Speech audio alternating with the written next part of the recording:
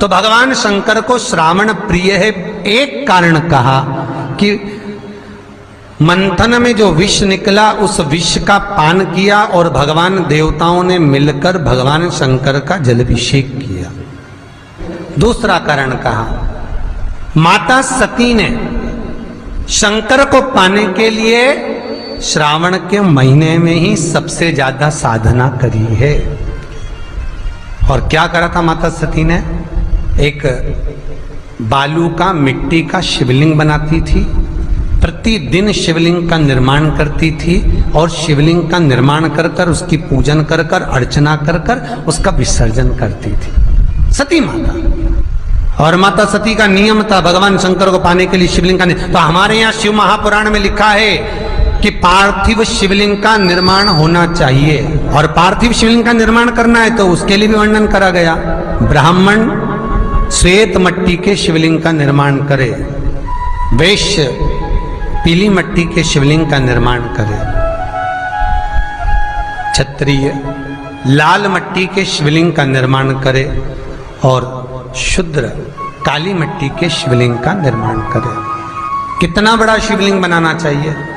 अगर हम पार्थिव शिवलिंग का निर्माण कर रहे हैं या हमारे घर में हम कोई मूर्ति रख रहे हैं या हमारे घर में हम कोई मूर्ति को विराजमान कर रहे हैं, तो उस मूर्ति का भाव कितना बड़ा होना चाहिए? तो कहा, जमीन पर अपने हस्त कमल को रखकर अंगूठे को ऊंचा कर कर देख लो, बस इतनी बड़ी मूर्ति घर के अंदर होना चाहिए। चाहे वो लड्डू गोपाल की हो, चाहे वो दुर्गा भवानी की हो, चाहे वो राम जी की हो, शंकर जी की हो, कृष्ण की हो, जिसकी रखना हो, बस इतनी बड़ी मूर्ति घर के अंदर होना चाहिए। क्यों?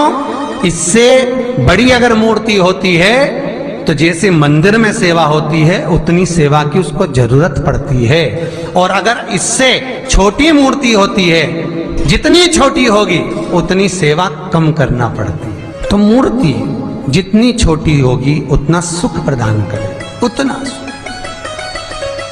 उतना आनंद देगी। पर श्रावण के महीने में यदि आप रोज शिवलिंग नहीं बना सकते तो पूरे महीने में एक बार शंकर का शिवलिंग का, पार्थिव शिवलिंग का निर्माण करना चाहिए, जरूर करना चाहिए। और पार्थिव शिवलिंग का निर्माण कर कर उसकी आराधना, उसकी अर्चना, उसकी पूजन करना चाहिए। नमः शिवाय, ओम नमः शिवाय, ओम नमः शिवाय, नमः शिवाय। पार्थिव शिवलिंग का जब भी निर्माण करें, किसी थाली में या पात्र में, जिसमें भी आप निर्माण कर रहे हैं, उस पार्थिव शिवलिंग को बनाने से पहले उसके अंदर, पात्र के अंदर एक बेलपत्र रखे। बेलपत्र क्या, आपको कथा में कल कहा था, बेलपत्र का वृक्ष माता पार्वती के नयन अश्रु से प्रकट हुआ है, और रुद्राक्ष का वृक्ष शंकर भगवान के नयन अश्रु से प्रकट हुआ है। तो बेलपत्र रखकर फिर उसके ऊपर शिवलिंग का निर्माण करें, फिर उसके ऊपर शिवलिंग, उसका लाभ आनंदित होगा, उसका सुख आनंदित होगा, वो आनंद फल देने वाला होगा। कई लोग सीधे थाली में शिवलिंग बना देते हैं। माता पार्वती के हस्त कमल पर शिवलिंग का निर्माण है महाराज, हस्त कमल सुख देने के लिए। तो भगवान शंकर के शिवलिंग का निर्माण करें। माता सती ने भी किया। यही श्रावण के महीने में माता सती शंकर भगवान के शिवलिंग का निर्माण करती है, पूजन करती है, अर्चना करती है। फिर शाम के समय उस शिवलिंग को मस्तक पर स्पर्श कर कर जलाशय में, कुंड में, जल में, बावड़ी में, कुएं में, तालाब में उसका विसर्जन करती है मां। दूसरा कारण कहा, सती शंकर को इसी श्रावण में रिझाई थी, इसलिए शंकर को श्रावण अति प्रिय है। कि पहले आती है नवमी, फिर आवेगी एकादशी, देवसोनी। तो भंडारिया नवमी का मतलब क्या होता है? भंडारिया नवमी का स्मरण क्या होता है? अभी आपको कहा था 9 जगह पर बेलपत्र चढ़ती है। भंडारिया नवमी का मतलब ही यही है कि भगवान विष्णु सोने जाने से पहले नवमी तिथि के दिन 9 बेलपत्र भगवान शंकर को समर्पित कर कर भगवान शिव के मंदिर में बैठकर भगवान शंकर की आराधना कर कर भगवान विष्णु लक्ष्मी जी के साथ अपनी सृष्टि का कार्यभार 4 महीने के लिए शंकर जी को सौंप देते हैं भंडरिया नवमी के दिन। और एकादशी के दिन से, देव सोनी एकादशी के दिन जब भगवान सोते हैं, उस दिन से भगवान शंकर पूरे कार्यभार को देखते हैं।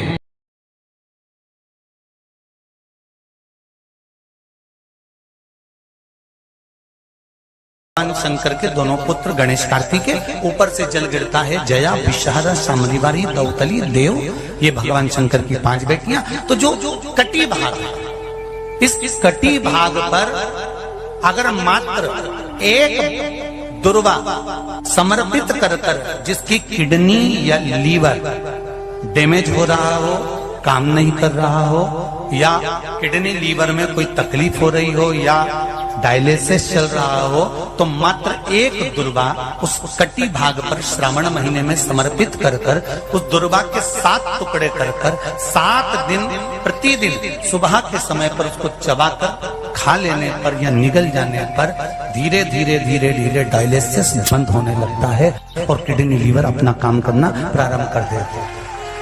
एक दुर्वा, कितनी दुर्वा? एक दुर्वा, मात्र एक दुर्वा।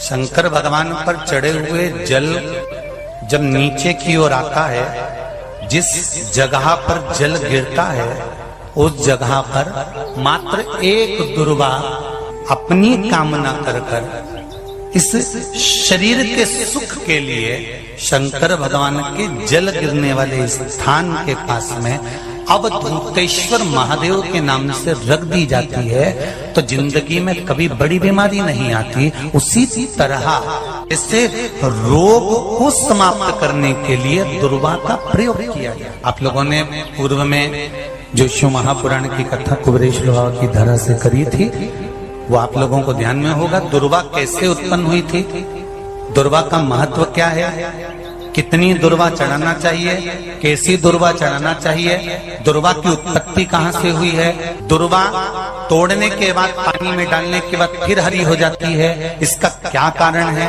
दुर्वा गणेश जी को क्यों चढ़ाई जाती है, शंकर जी को दुर्वा किस स्थान पर चढ़ाई जाती है, ये सारी कथा आपको पूर्व में इसी कुबेरेश्वर बाबा के पावन धरा से सुना चुके हैं, जो टीवी पर डली हुई है। कभी आपने नहीं सुनी हो तो यूट्यूब पर से दुर्वा शिव महापुराण की कथा आप निकाल कर उसको श्रवण कर सकते। उसमें वर्णन किया है कि इस दुर्वा का महत्व क्या है, दुर्वा का क्या। मात्र एक दुर्वा शिवलिंग पर चढ़े हुए जल जहां से नीचे की ओर गिरता है, उस जगह पर मात्र अपने शरीर की कामना करते हुए भगवान से रोग मुक्ति के लिए एक दुर्वा अगर समर्पित कर दी जाए तो कोई बड़ी बीमारी जिंदगी में आ ही नहीं सकती, ग्रहण ही नहीं, मतलब ग्रसित नहीं कर सकती। श्रावण के महीने की श्रावण शिव महापुराण की कथा सुन रहे थे। एक बात दिल से बताना, जितनी सौभाग्यवती माताएं होती हैं, ये संक्रांति पर भी 13 चीजें दान करती हैं, 14 चीजें दान करती हैं। बीच में कोई 16 सोमवार का उद्यापन करेंगी तो भी सुहाग की सामग्री देंगी, उद्यापन करेंगी तो भी सुहाग की सामग्री देंगी, कोई कार्य करेंगी तो भी सौभाग्य की सामग्री देंगी। सौभाग्य की सामग्री का दान क्यों किया जाता है, सौभाग्य सूचक वस्तुओं का दान क्यों किया जाए,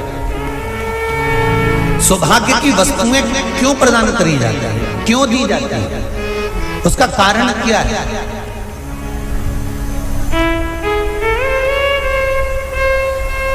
क्यों देते हैं महाराज? भारत की भूमि की सौभाग्यवती माताओं का एक मन की अभिलाषा रहती है, भारत की भूमि की माताओं की एक अभिलाषा रहती है कि जब उसके प्राण छूटे तो अखंड सौभाग्य धारण करके पति के कंधे पर और पुत्र के कंधे पर शमशान पर।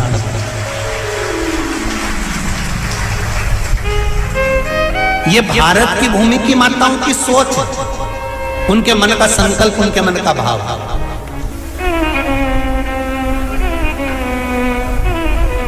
क्यों देते हैं चूड़ी का दान, क्यों देते हैं बिंदी का दान, क्यों देते हैं अखंड सौभाग्य का दान?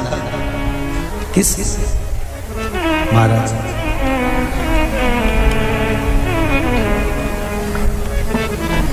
मेरे हाथों में भर भर के चूड़ी रहे,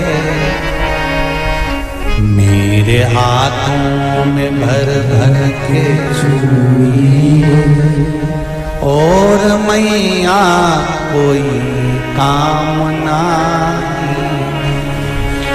मेरे मस्तक पे चमकती चूनर रहे, मेरे मस्तक पे चमकती चूनर रहे, और मैया कोई काम नहीं।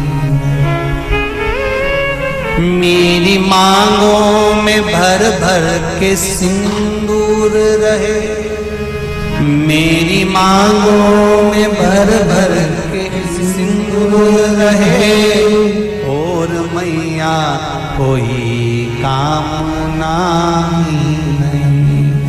मेरे पाँव में बिछुड़ी का जोड़ा रहे,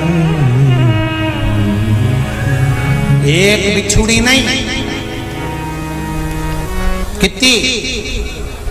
2, 3, 4, 5, एक एक पाँव में जोड़े से बिछुड़ी होना चाहिए, केवल एक नहीं, सिंगल नहीं। वो तो आजकल का फैशन हो गया महाराज, जो केवल एक बिछुड़ी धारण कर लो उसी में फैशन दिखे। श्रावण की शिव महापुराण की कथा कहती है, जब बेटी को विदा करा जाता है और पहली बार बेटी के पांव में जब बिछुड़ी डाली जाती है, तो वो बिछुड़ी भी अलग अलग नहीं होती, उस बिछुड़ी के जोड़ को चेन से एक दूसरे से बंधा हुआ होता। बोलो सही है कि गलत? जितने आस्था चैनल पर कथा सुन रहे हैं, जितने फेसबुक पर सुन रहे हैं, यूट्यूब पर सुन रहे हैं, सुन लेना कि मेरे भारत की माताओं का जब पाणी ग्रहण संस्कार किसी बेटी का होता है, उसके पांव में जब पहली बार बिछुड़ा पिनाया जाता है, बिछुड़ी पिनाई जाती है, तो वो बिछुड़ी भी एक दूसरे से बंधी हुई होती है, चेन से बंधी हुई होती है। उसको अलग अलग वाली बिछुड़ी शादी के मंडप में नहीं पिनाई जाती। क्यों? जैसे ये बिछुड़ी एक दूसरे से पांव में बंधी हुई है, तुम्हारी जिंदगी अंतिम श्वास तक ऐसी ही बंधी हुई है, यही बनना चाहिए। वो तो अब माताओं ने थोड़ा सा फैशन चेंज कर दिया, अब पांव में ज्यादा बिछुड़ी नहीं पहनती, गड़ती है, चुभती है, एक बिछुड़ी धारण है। महाराज पर नहीं, बिछुड़ी भी दो हो, जोड़े से। हमारी माताएं, भारत की भूमि की जो माताएं हैं, ये चूड़ी भी हाथ में पहनती है तो जोड़े से पहनती है। बोलो जैसा सही है कि गलत है? एक अकेली चूड़ी माताएं हाथ में धारण नहीं करती हैं। अगर भारत की भूमि की संस्कारित माताएं हैं और भारत की भूमि की सभ्यता और संस्कृति को जानती है, तो अकेली चूड़ी नहीं, जोड़े की चूड़ी पहनेगी, 2 चूड़ा डालेगी, 4 डालेगी, 12 डालेगी, पर सिंगल नहीं, अकेले।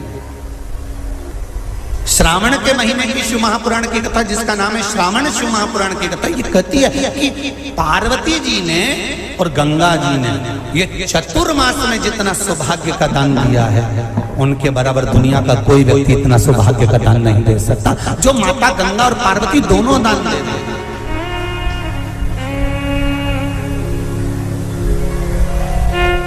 प्रतिदिन दे रहे हैं। और अब तो फैशन आ गया, तुम लोगों जो सौभाग्य का दान देते हो प्लास्टिक की डलिया में देते हो, पर एक एक पुराण को उठा कर देख लेना, एक एक उद्यापन को उठा कर देख लेना। जितनी तुम कथा तुम्हारे घर में छोटी छोटी कथाओं की पोथियां पड़ी हो, उनको उठा कर देख लेना। उसमें नहीं लिखा कि प्लास्टिक की डलिया में सौभाग्य की वस्तु का दान दिया जाता है। उसमें लिखा है बांस की पिटारी में, बांस की डलिया में सौभाग्य की वस्तुओं का दान दिया जाए। क्यों? क्योंकि बांस वंश की वृद्धि करता है, बांस सौभाग्य की वृद्धि करता है, और बांस अखंड सौभाग्य। जैसे बांस का पौधा बढ़ते चले जाता है, उसी तरह बांस की डलिया में जब दान दिया जाता है, बांस की टोकनी में जब दान दिया जाता है, तो ये भाव रखा जाता है कि तुम्हारा सौभाग्य ऐसे ही बढ़ता रहे। पर अब थोड़ा सा फैशन चेंज हो गया, तो प्लास्टिक की डलिया, पर प्लास्टिक की नहीं। तो गंगा मैया और पार्वती मैया चतुर्मास के अंतर्गत जो त्योहार पड़ता है, चतुर्मास के अंतर्गत जो व्रत पड़ते हैं, ये किसी दूसरे के नहीं है। तीज का व्रत माता पार्वती का, छठ का व्रत माता पार्वती का, चतुर्थी का व्रत माता पार्वती का, ये सारे व्रतों की शुरुआत गंगा और पार्वती ने अपने बल से